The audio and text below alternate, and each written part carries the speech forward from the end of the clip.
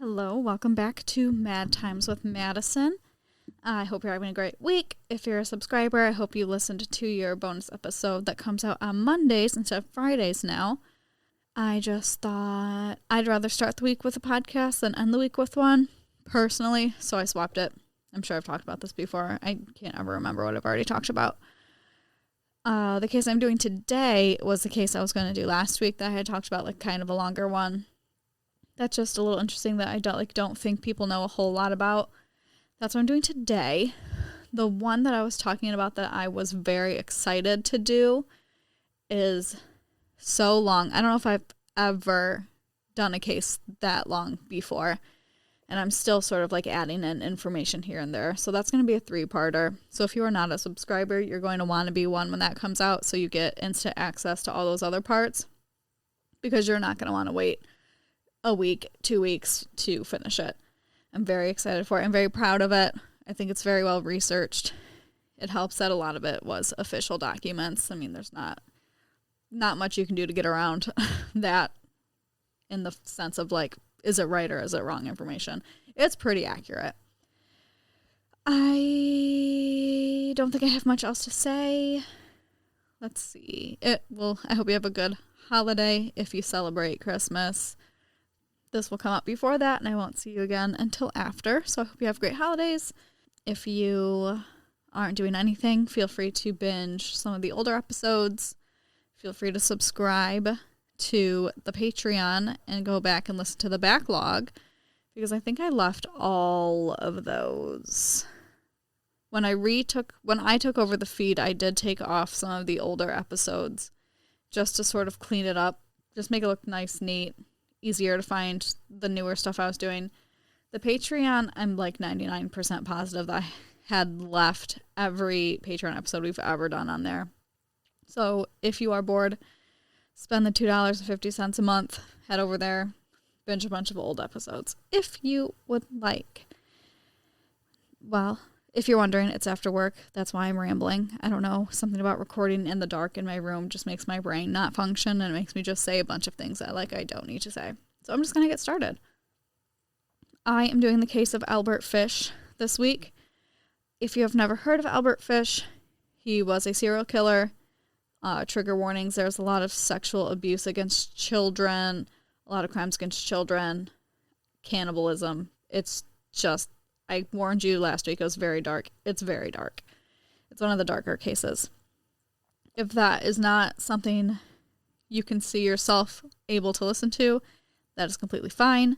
I will see you next week for, I think I'm going to do the 3-parter next. I think I'm going to start it next week. I can't see any reason I wouldn't be able to. So if this isn't your vibe, next week and the several weeks thereafter, that will be very interesting. So, Hamilton Howard Fish, a.k.a. Albert, was born on May 19th, 1870 in Washington, D.C. to Randall and Ellen Fish.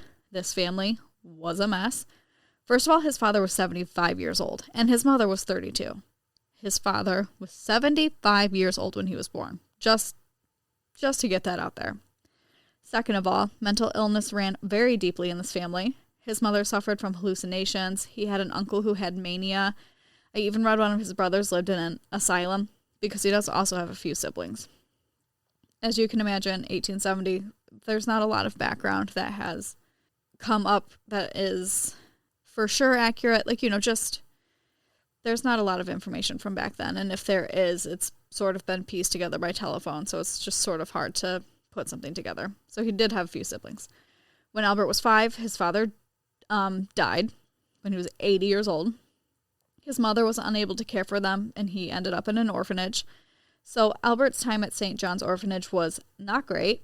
It was actually here that he changed his name to Albert, which was the name of one of his deceased siblings, because his nickname was Ham and Eggs. Because remember, his name's Hamilton.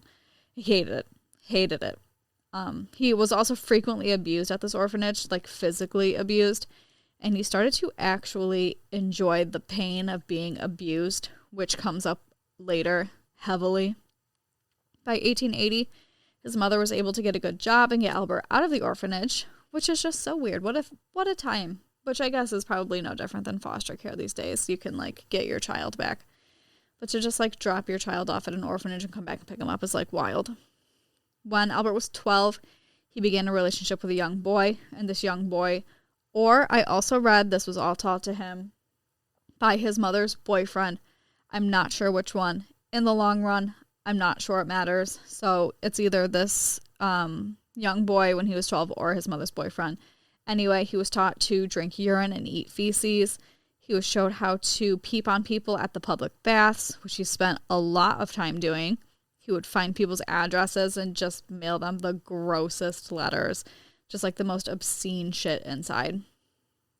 So it should come as no surprise that Albert started committing various crimes pretty early on in his life. In 1890, he moved to New York when he was 20. He started working as a, quote, prostitute, their words, not mine. He also started heavily molesting young boys. He would lure boys away from their homes, hit them with a paddle with nails in it, and then rape them. In 1898, he married Anna Mary Hoffman. I read that his mother may have arranged this marriage. I'm not sure. I read a couple places like that this was of her doing. The two would end up having 6 children. In 1903, Albert would be arrested for grand larceny and would spend some time incarcerated at Sing Sing. Albert would also later say that he had a male take him to a museum where he was able to see a bisected human penis, basically cut clean in half is like what bisected is. And he was very, very fascinated by that. Sometime later in 1910, he was working in Delaware when he met Thomas Bedden. Thomas was 19 years old and intellectually disabled. They apparently started a sadomasochistic relationship. I would use that term loosely. I doubt this was a consensual relationship. I don't even know if Thomas had the mental capacity to truly consent anyway. So after about a week and a half of this, quote, relationship, Albert takes Thomas to a barn and tortures him for, I put days, but it's 2 weeks. It was 2 entire weeks. Albert tied Thomas up, cut off half of his penis, just like he saw at the museum. Fish would later recall, I shall never forget his scream or the look he gave me. He originally intended to kill Thomas, cut up his body, and take it home, but he feared the hot weather would draw attention to him, so instead he poured peroxide all over the wound, wrapped it in a Vaseline-covered handkerchief, left a $10 bill, and kissed Thomas goodbye. He said, I took the first train I could get back home, never heard of what become of him, or tried to find out. So we have no idea if Thomas Bedden even survived, and Albert Fish didn't really care. So it shouldn't come as a shock that in 1917, Albert's wife left him, or should I say left them. She straight up took all of the furniture and left her entire family in the dust for a different man, which I can't say I blame her at this point with whatever the hell Albert's got going on. Albert did start experiencing hallucinations around this time, just acting very bizarre, saying that apostles were telling him to do things. He also leaned very heavily into self-harm after this too. But again, he's doing it and he likes it. He's not like doing it to hurt himself. He's doing it and he also enjoys the feeling of it.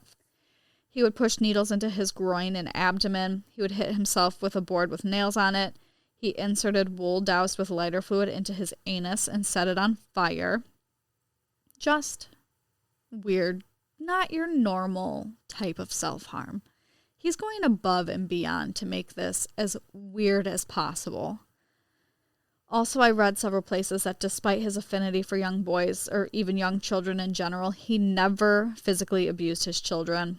It was said that he did ask and make his children and their friends hit him in the ass with a nail-studded board, which is obviously abuse, sexual abuse because it's sexual for him, mental abuse, it's just abuse. You can't, make your kids do that. I read he would make them do it until he was, physically dripping blood down his legs. He would, make them beat him until that was going on. So he maintains he never physically abused them, but at what cost? But what were you doing instead? He really ramped up crimes after his wife left them, much like John Wayne Gacy did. Albert specifically sought out intellectually disabled children and African American children because he felt they were less likely to be missed, less likely to be searched for. As a last resort, he admitted to sometimes paying children to lure other children to him, which is very messed up. To put other children in that position who might, I'm sure they don't know what's going on now, but one day those children are going to have a light bulb moment and be like, oh, I lured another one of my friends over to this old man. He called his torture and murder weapons, things like a meat cleaver, a butcher knife, handsaw, the implements of hell.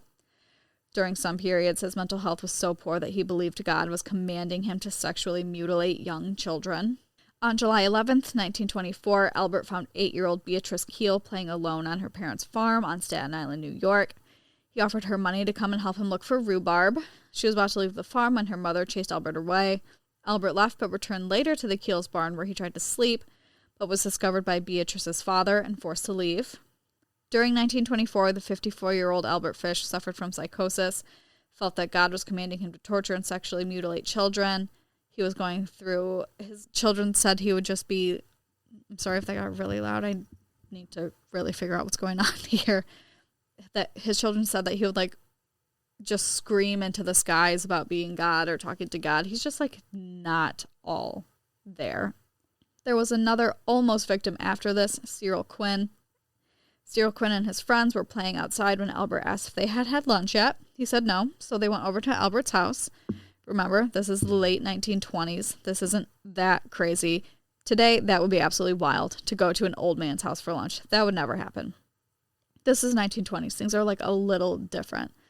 So anyway, they head to his house for lunch, and Cyrill and his friends were all like wrestling around, wrestling on like his bed, and they dislodged the mattress from the frame, and they saw all of his weapons. They saw like the handsaw, the meat cleaver, the butcher knife, all of it was laying under the mattress, like ready to use. So they very smartly got the hell out of Dodge. They like cut and run. They ran out of the apartment. So this next crime is going to be the crime that Albert is probably most famous for. If you have ever heard of Albert, it's probably because of this. So Edward Budd was 18 years old. He lived and worked at home with his family. He had 4 younger siblings. They were living in poverty. So he put an ad in the paper basically saying like, hey, strong, dependable 18-year-old man looking for work in the country, and puts his address down.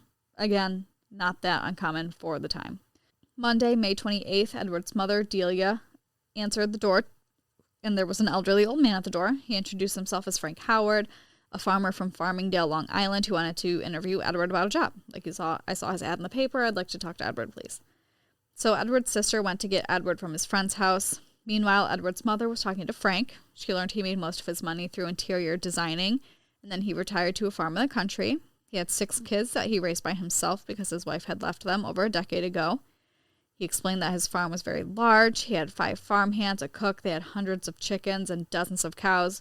And one of his farmhands was like leaving. So he just needed to replace the farmhand that was leaving to take over like all of this stuff he has going on at the farm. When Edward got there, he told him he would hire him for $15 a week, which is a little over $250 a week today. So a pretty good amount for an 18-year-old living in like absolute poverty. Edward gladly accepted, and Frank even offered to hire Edward's friend with him too. And there's nothing funner than working with your friend. As someone who has worked with several of my friends, it's nothing beats it. And his parents thought that Frank looked like a nice, generous old man. So like wins all around for the Budd clan right now. Edward got a job, he's making money, he's working with his friend, and he looks like a nice guy. So Frank said he's going to come back and pick up the boys on Saturday. So Frank did not show up on Saturday, but he sent a handwritten note saying like, hey, I'm sorry, I'll be there tomorrow. Couldn't make it today. Catch you tomorrow. So he did show up that Sunday. He brought food from his farm. He stayed for lunch and talked with Edward's dad. And even Edward's dad thought that like this was a good idea. That like working on farms was exactly what Edward would want. It's like things he had been describing. He had like been wanting to work in like fresh air and get out of the city type of scene. So his dad said like he didn't care for how messy Frank appeared. Like he did look very messy and disheveled, but he thought like he was very nice. So he's like willing to overlook that because he's like a nice man. So when they're having lunch, 10-year-old Grace Budd comes down into the kitchen. She was still wearing her Sunday church clothes. She had brown hair and big brown eyes. Frank was immediately enamored with her. He was talking to her. He had her count all of his money, sort of like being like, let's see how good you can count. Let's see how good of a counter you are. How much is here? And when she counted it all right, he gave her and her sister money for candy. Frank said they would come back later in the evening to pick up Edward and Willie, but first he had to go to a birthday party that his sister was throwing for one of her children. He gave the boys $2 to go to the movies. He's like, I'll be back later. So as he's walking out of the door, he's like, hey, why doesn't Grace come to the party with me? And at first her mom's like, I'm not so sure about that. Her mom asked where his sister lived. He replied that she lived in an apartment at Columbus and 137th Street. Sorry. Sometimes when I read numbers, they get all mixed up. And she was still very hesitant, but Frank was like, just let her go, let her have fun. So her mom finally agreed to let Grace go with Frank to the birthday party. So that night, Gracie doesn't come home. They don't hear or see from Frank. He's supposed to come back, not only to return Gracie, but to pick up Edward and Willie to start work. They don't see him at all. They try to go to bed. They barely sleep. The next morning, Edward was sent to the police station to report Gracie missing. So they wake up and they're like, this is very wrong. You need to go report your sister missing. So Police Lieutenant Samuel Dribbin comes to help the Budds. The first piece of information he has for them is not great, and that's the address that Frank gave them for the party is not a real place. So immediately they know this is bad. He didn't even give them an address where anything existed. They had checked on all the criminals in the area.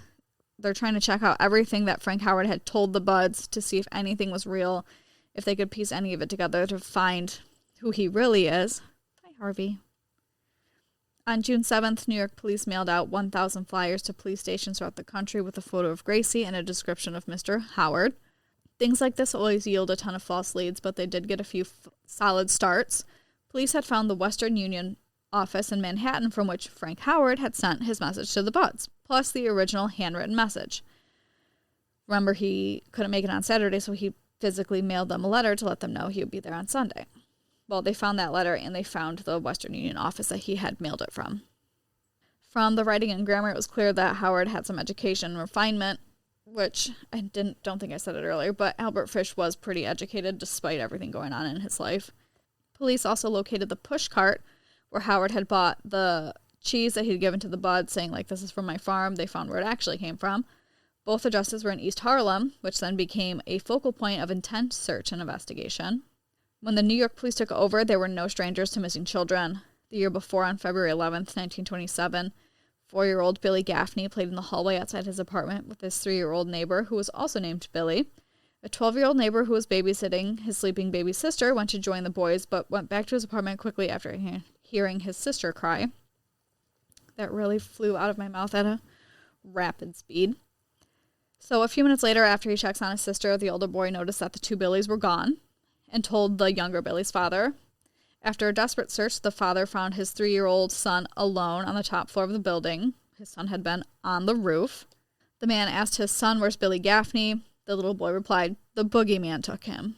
So nobody would really listen to the kid talking about the boogeyman. Because honestly, why would you? It just seems like something a kid would say. However, someone decided to pry further into his boogeyman theory, and the description of the boogeyman would end up sounding a little familiar. He was a slender old man with gray hair and a gray mustache. They're like, we may have heard of this man before. In July of 1924, 8-year-old Francis McDonald played on the front porch of his home in the Charlton Woods section of Staten Island.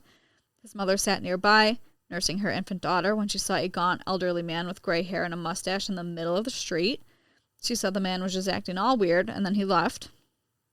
Then the man came back and continued to watch Francis and his friends. Albert was able to get Francis away from his friends and lured him into the woods. They would find Francis's body not long after that. Albert left him hanging from a tree. Albert would later say he had wanted to castrate him, but he didn't have enough time in the not secluded area. He had also been severely beaten and strangled with his suspenders. The police thought there was no way the old man described did it. That's how bad Francis's injuries were. They thought he either had to have had an accomplice or he was not nearly as frail as he was pretending to be. So he's walking around like this old man, but he is not. There's something else going on in there. They searched for this man high and low. Nobody ever fit the description of what they started calling the gray man. Francis's mother said she would never, ever forget his hands. He was just terrifying looking, and they described him as his whole body was gray. You cannot mistake this man for someone else. The police arrested 66-year-old Superintendent Charles Edward Pope on September 5th, 1930, as a suspect in Grace's disappearance because he was accused by his estranged wife. And his wife had weaved this entire story of how a boy came to their house told her to go with him, so she did, and she met her husband, and her husband asked her to take care of this little girl. And when she said no, he said, well, he was going to have to take her back then, and then she watched him leave with the girl. She said then she got sick and wasn't able to really leave the house until the Bud case had already died down, so that's why it took her so long. Pope spent 108 days in jail between his arrest and trial on December 22nd, 1930. He was obviously found not guilty. He did not do that. Meanwhile, Albert had gotten remarried and divorced after a week. He was arrested again for obscene letters in 1930. In 1931, he was arrested again and sent to a hospital for observation this time. So, in 1934, after no leads, William King planted a false break in the case to this man named Walter Winchell, who posted it in the paper. And I had read he had done this several times, hoping something came of it, and it never did, but this time something did come from it. So he plants this fake story in the paper. 10 days later, Delia Budd received a letter that had her son Edward sprinting to the police. The letter read as followed. I think this is kind of long, but stick with me. It's also kind of gross, so if you want to skip it, feel free. The letter said, "My dear Mrs. Budd, in 1894, a friend of mine shipped as a deckhand on the steamer Tacoma. His name was Captain John Davis. They sailed from San Francisco for Hong Kong, China. On arriving there, he and 2 others went ashore and got drunk. When they returned, the boat was gone. At that time, there was a famine in China.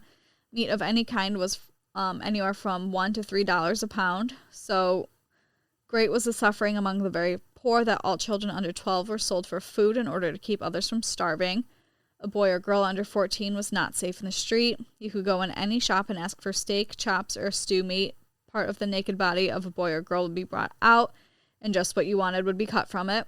A boy or girl's behind, which is the sweetest part of the body and sold as veal cutlet, bought the highest price." John said John stayed there so long he acquired a taste for human flesh. On his return to New York, he stole 2 boys, one 7, one 11, took them home, stripped them naked, tied them in a closet, then burned everything they had on. Several times every day and night he spanked them, tortured them to make their meat good and tender. First he killed the 11-year-old boy because he had the fattest ass and of course the most meat on it. Every part of his body was cooked and eaten except the head, bones, and guts. He was roasted in the oven, boiled, broiled, fried, and stewed. The little boy was next. He went the same way. At that time, I was living at 409 East 100th Street, near the right side. He told me so often how good human flesh was, I made up my mind to taste it. On Sunday, June the 3rd, 1928, I called on you at 406 West 15th Street, brought you pot cheese and strawberries. We had lunch. Grace sat in my lap and kissed me. I made up my mind to eat her. On the pretense of taking her to a party, you said yes, she could go. I took her to an empty house in Westchester I had already picked out. When we got there, I told her to remain outside. She picked wild flowers. I went upstairs and stripped all my clothes off. I knew I did not want to get her blood on them. When all was ready, I went to the window and called her. Then I hid in a closet until she was in the room. When she saw me all naked, she began to cry and tried to run down the stairs. I grabbed her and she said she would tell her mama. First, I stripped her naked. How did she kick, bite, and scratch? I choked her to death. Then I cut her in small pieces so I could take my meat to my rooms, cook and eat it. How sweet and tender she was roasted in the oven. It took me 9 days to eat her entire body. I did not sleep with her. He did not write that, though I could have if I wished. She died a virgin. So at first everyone was like, this can't be true. This has to be like a fake, very disgusting joke. But then the details just started matching up. And then they realized the handwriting was the same as the letter written to the Budds from Frank Howard saying he was going to be a day late. So they're realizing this is the man who was at their house. So they look at the envelope and it has some identifying information. A small hexagonal emblem had the letters NYPCBA, which stood for the New York Private Chauffeurs Benevolent Association. With the cooperation of the president of the association, an emergency meeting of the members was held. In the meantime, police checked out the handwritten members' forms looking for handwriting similar to Frank Howard's. Detective King then asked the members, all of whom had passed the handwriting test, to report anybody who had taken the association's stationery. A young janitor came forward admitting that he had taken a couple sheets of paper and a few envelopes. He had left the stationery in his old rooming house at 200 East 52nd Street. The landlady there was shocked when she was given Frank Howard's description. He sounded just like the old man who had lived there for 2 months, the old man who had checked out of her rooming house just a couple days earlier. So we all know this man isn't Frank Howard. This man is Albert Fish. So they're talking to his landlady, and she's like, he was here, but he's not here now. But his son sends money here, and he's supposed to get another check soon, so he will definitely be back. Even if he was, like, leaving for good, he has, like, one more check coming here, so he will be back. Sure enough, he comes to pick up his check, and Detective King is waiting for him. Albert tries to, like, wield a tiny razor blade against this man, but he's also, like, very old. So Detective King quickly disarmed and arrested Albert Fish. So in his initial confession, he did admit that he went there with the intention of killing Edward, but could not stop imagining killing Gracie the moment that he saw her. Also, it should be said that Edward was a big, tall, strong man. Albert claims it had nothing to do with his decision to kill Gracie instead, but I don't buy it. Albert was 5'5" and 130 pounds. I could beat up Albert Fish. Edward was like a very tall, strong, young man. I certainly had something to do with his decision to not try and kill Edward. Plus, I think his friend Willie was the exact same size. He would have stood no chance. So he said he took Gracie on a train to Westchester, which she loved because she had only been out of the city twice in her life before. She reminded him to grab his bag off of the train, which unfortunately held the tools that he was going to use to murder her. They walked along a remote road until they reached an abandoned 2-story building called Wisteria Cottage in the midst of a wooded area. While Gracie entertained herself outside with various wildflowers, Fish, like we said, went up to the second floor bedroom, opened his tools, took off all of his clothes, then called her to come upstairs. She walked up there with the flowers she was looking at in a bouquet. She had made a tiny bouquet of flowers. When she got up there, she obviously started screaming for her mother when she realized this old man was naked. He lunged at her and strangled her to death, becoming sexually aroused when doing so. He propped her head up on a paint can and decapitated her. He caught most of the blood in the bucket and then threw it in the yard. He cut the rest of her body up. He wrapped some of her body parts in newspaper to take with him and threw the other parts over the fence. The detective asked one final question: what caused him to do something this terrible? And he said, I could never account for it. I have no idea. He's like, I really don't know. Captain John Stein asked him why he had written a letter to the Budds, and Fish responded that he didn't know why. He just had a mania for writing. They were able to go to the cottage and retrieve the rest of Grace's remains. They did not even address the cannibal part of the letter. It was said either they just assumed it was a lie and it was too insane to be true, or they didn't want to overload all of the insane details of this case to make it easier for him to get an insanity plea. They're like, let's not put all this stuff out there because it sounds actually insane and we don't want him to legally get an insanity plea.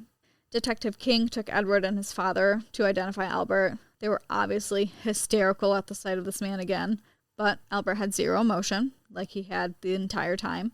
So he has indictments from where he kidnapped Gracie and from where he murdered her. So this is all over various news outlets in New York.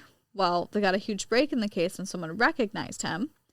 He worked on a trolley, and on November 11th, 1927, he said he watched Albert Fish ride the trolley with a hysterical young boy.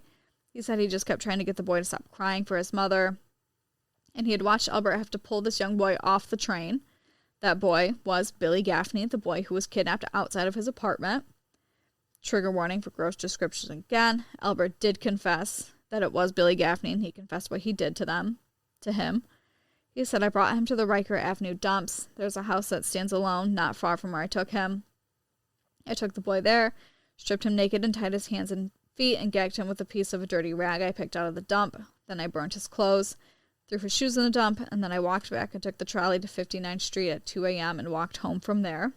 Next day, about 2 p.m., I took tools, a good heavy cat of nine tails, homemade, short handle, cut one of my belts in half, slit the halves in 6 strips. He's talking about how he made a cat of nine tails out of his belt. He said I whipped his bare behind until the blood ran from his legs. I cut off his ears, nose, slit his mouth from ear to ear, gouged out his eyes. He was dead then. So that's when Billy Gaffney died.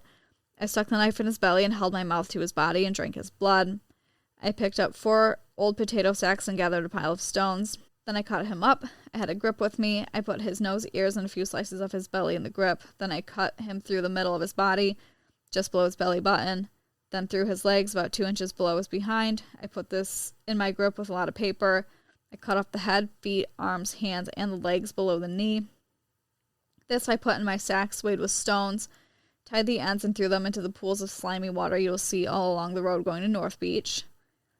He goes into great detail about how he ate Billy. I don't feel the need to repeat all of it. He roasted Billy's behind with vegetables. He made a stew with pieces of his face, so like his nose, ears, things like that. He said he ate all of him in about 4 days. Days later, a man from Staten Island came forward to identify Fish as the man who had tried to lure his then 8-year-old daughter into the woods not far from where Frances O'Connell was murdered 3 days later in 1924. The girl in her late teens saw him in a cell and recognized him. They have officially found the gray man that they had been searching for. So Fish was also tied to the 1932 murder of a 15-year-old girl named Mary O'Connor in Far Rockaway. The girl's mauled body was found in some woods close to a house that Fish had been painting. So it just seems like something he would probably have been involved in, something that was of his doing. Psychiatrist Frederick Wortham, who had an emphasis on childhood development, met with Albert. He was shocked at how meek, gentle, benevolent, and polite he was. Albert, he would find out, had no strong feelings at all about his crimes or the impending charges he was facing. Albert said, "I have no particular desire to live. I have no particular desire to be killed. It's a matter of indifference to me. I don't think I am altogether right." When Dr. Wortham asked if he meant that he was insane, Fish answered, "Not exactly. I could never understand myself." So at first, Dr. Wortham thinks that Albert is making all this up, because it does sound insane. Albert was telling him about the needles he would stick in himself. He told the doctor he would stick needles in between his scrotum and rectum and pull them back out. Then one day, he just didn't pull it out, he went too far and it disappeared. So then he just started lodging them in there. So Wortham was like, bullshit. I call bullshit. So they do an x-ray, and sure as shit, there are almost 30 needles on the x-ray in his pelvis region, just floating around. So he sure was doing that, and he said he would also do it to his victims as well. They also went over the fact that Albert was having hallucinations around the time he was 55 and thought God and his apostles were telling him to castrate these young boys. They also had to go over the fact that he was, eating these children. And Dr. Wortham said that when Albert was describing the details of what he did to Billy's body, he was very matter-of-fact, as if he was describing, a normal recipe, and then at some parts he would become very excited. He said to himself, however you define the medical and legal borders of sanity, this certainly is beyond that border. So he's no, this man is not right. Wortham was easily convinced that Albert was insane. To him, there was no what if or maybe about it. He has never seen a more clear example of someone being insane. Albert's trial for the murder of Grace Budd started on March 11th, 1935 in White Plains, New York, in Justice Frederick P. Close's court. Chief Assistant District Attorney Albert F. Gallagher was in charge of the prosecution, and James Dempsey was the defense attorney. The prosecution's plan was to point out that Albert was of perhaps above average intelligence, and he absolutely knew right from wrong, and he knew what he was doing was wrong. He went out of his way to lure Grace away from her family. He procured the tools. He found a secluded house. He knew exactly what he was doing, and the fact that he was being sneaky and secretive about it shows that he knew that it was wrong. The defense's plan is to prove the man who murdered and ate multiple children is just probably not sane. That's just not something a sane person would do. The defense tried to really hone in on the fact that Grace was actually allowed to leave with Albert. I don't know what that would have proved for them, but pop off, I guess.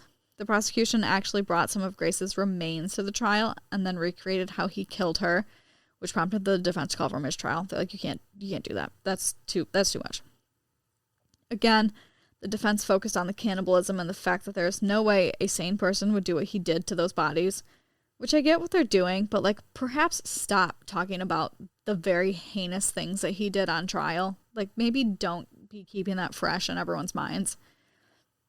Dempsey put several of Fish's children on the stand to testify to his bizarre behavior, sticking needles in his bodies, spanking himself with the nails, as well as his religious delusions. They also testified that he was a good father who always provided for them and never physically abused them. To say, talk about doing the least. Another defense witness was Mary Nichols, Fish's 17-year-old stepdaughter. Don't know where she came from. She described how Fish taught her and her brothers and sisters a game. He went into his room. He had put on a little pair of brown trunks. He put those on. He came out into the front room. He got down on his hands and knees, and he had a paint stick that he stirred paint with. He would give the stick to one of us, and then he would get back down on his hands and knees, and we would sit on his back one at a time with our back facing him, and then we would put up so many fingers, and he was to tell how many fingers we had up, and if he guessed right, which he never did, why we weren't supposed to hit him. Sometimes he'd even say more fingers than they really had, and if he never guessed right, we would hit him as many fingers as we would have up. That's like worded weird. I'm reading it verbatim, but basically he's like rigging this game so like these children have to hit him because he's always being wrong. Sometimes a hairbrush was used instead of the paint stick. He also stuck pins under his fingernails in front of the children, which makes my actual skin crawl. The trial lasted 10 days, and the jury took less than an hour to reach its verdict. The foreman said, "We find the defendant guilty as charged." It was sort of like a situation where the jury was like, is this man insane? Probably. But like he still has to go. I think they had like said, I don't want to say conceded because that's like an official term. I don't think they did concede. But it was just like a mutual agreement that like this man is not right. He's probably insane, but we need to, like something has to be done about it. Fish was not happy with the verdict, but the prospect of being electrocuted has had its appeals to him. A Daily News reporter wrote his watery eyes gleamed at the thought of being burned by a heat more intense than the flames with which he often seared his flesh to gratify his lust. Because remember, he would be putting like shit up his ass and lighting it on fire. He's like, this is like a little better than that. Fish thanked the judge for his sentence of death by electrocution. Fish arrived at the prison in March of 1935, and he was executed on January 16th, 1936 in the electric chair at Sing Sing. So back then they did things a lot faster, but I still think this is like a bit of a wait for back then. Almost a year. He entered the chamber at 11:06 p.m. and was pronounced dead 3 minutes later. His last words were reportedly, "I don't even know why I'm here," which is just not true. He was buried in the Sing Sing prison cemetery. There was a very long-standing rumor that he didn't die right away because of all the needles in his ass messed with the electrodes, but that just ended up not being true. It's just like not true at all. So if someone tries to tell you that, you can tell them it's actually not true. As crazy and cool that it might be that it made things worse for him, it's not true. After he was pronounced dead, his defense attorney met with reporters. In his hands, he held Albert Fish's final statement, several pages of handwritten notes that he had penned in the hours before his death. To this day, the statement has never been revealed. His lawyer said, "I will never show it to anyone. It was the most filthy string of obscenities that I have ever read," which makes sense. Albert Fish claims to have as many as 100 victims and at one time bragged about having a child victim in every state. Other suspected victims are Emma Richardson, who was 5, Yetta Abramowitz, who was 12, Robin Jane Liu, who was 6, Mary Ellen O'Connor, who was 16, and Benjamin Collins, who was 17. And that is the case of Albert Fish. So he is a serial killer, quote, even though he only had, I think, 3 confirmed victims. 3 or 4, maybe. But the point is, he had confessed to a lot more than that. He said he had done way more than that. This is one of those instances where, like, I do believe he did more than this. I don't think he's making this up. I think he genuinely did this, like, nonstop for a very long time. And I can't believe that he had only gotten caught with Grace Budd, and that was really his fault. He shouldn't have, like, reached out to that family. That was, who knows how much more he would have gotten away with if he didn't do that.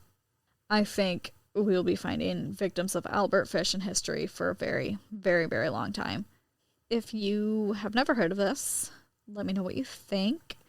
It was rumored that because Buffalo Bill from Silence of the Lambs was based off of not one serial killer, but like several, it is rumored that Albert Fish was one of the inspirations for his character. He also has several different nicknames. I think they called him like a vampire at one point. Like he had a vampire-esque nickname, the Gray Man, things like, he was just like a terrifying looking dude. And he looked terrifying, and the things he were doing were even more terrifying, which is rare. So yeah, that was the case of Albert Fish. Let me know what you think. Let me know if you've heard of it before. Let me know if you think that he has other victims out there, several other victims. I'm sure there are like at the very least a couple, but I would venture to say way more than what we have even talked about today. I will see you, maybe not, I might not see you Monday because that's Christmas and I don't really want, maybe I will. I haven't decided. I should do it because it's a Patreon episode and you guys pay for it. It's not very, maybe I can find like a fun Christmas crime of sorts instead of like an actual crime. It's kind of depressing on Christmas Day to listen to something like that. And then after that, I will see you Wednesday for the start of a in-depth, extreme multiple-parter that I'm very passionate about, and I can't wait to tell it to you guys because I think it's one of the most misunderstood cases of our lifetime, honestly, besides the McDonald's hot coffee case, which I also feel very passionately about and believe it is the most misunderstood case ever. This is like number 2 for me. I'm very excited to tell you all about it. I hope you stick around. Remember, if you subscribe on Apple or the Patreon, you'll get parts 1, 2, and 3, boom, boom, boom, right away. If not, those will be your weekly episodes. Part 1 one week, part 2 the next, part 3 the next week. And that is that. Have an amazing holiday. Eat too much. I hope you get great gifts if you're into gifts. Spend time with your family if you like your family. If you don't like your family, don't let people guilt you into spending time with your family because it's a holiday. That's bullshit. Protect your peace. Protect your mental health during this very stressful time of the year. It's almost over, and I will see you next week. Thank you so much for sticking with me this year, and I love you guys. Bye.